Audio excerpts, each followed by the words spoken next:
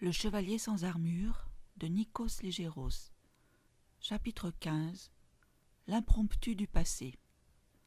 La lecture des codex rappelait au vieil érudit les suites de Bach. Il entendait ce violoncelle qui luttait seul dans le néant et qui ne cessait de reprendre le même thème pour le remanier et le complexifier. C'était une suite de textes sur le même thème. Leur auteur analysait et menait une réflexion sur des événements que le vieil érudit ne connaissait pas.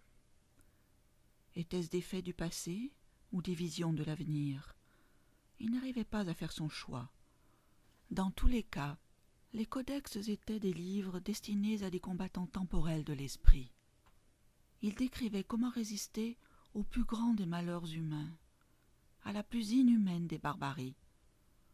Ils insistaient sur la manière de se préparer à ce type de conflit extrême qui ressemblait à s'y méprendre à la notion de guerre totale du fameux stratégiste Clausewitz. Seulement l'un des deux adversaires était innocent et désarmé. Sa faute était d'être. Alors les codex expliquaient ce que devait faire un peuple sans armure et sur quelle singularité il devait s'appuyer pour s'opposer à l'anéantissement de la barbarie. Il avait à peine fini de lire ces suites qu'il entendit des pas dans la crypte. Cette visite n'était pas prévue. Il enferma rapidement les codex dans une armoire et il emporta avec lui la lame de l'épée.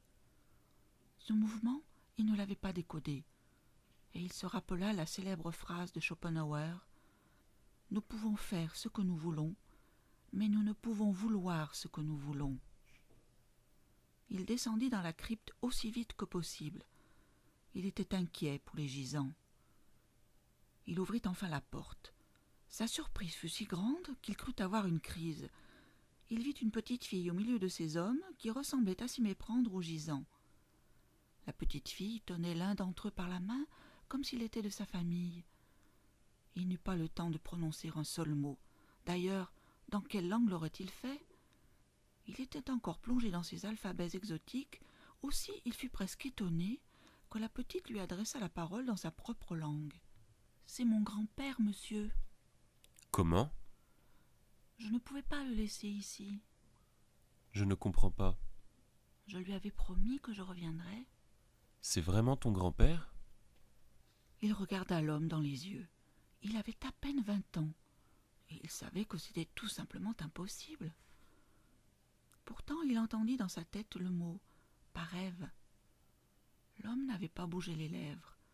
Le gisant communiquait directement avec lui. Cette fois, c'était au-dessus de l'entendement du vieil érudit. Il s'effondra. Mais les 5 hommes le rattrapèrent avant qu'il ne touchât terre.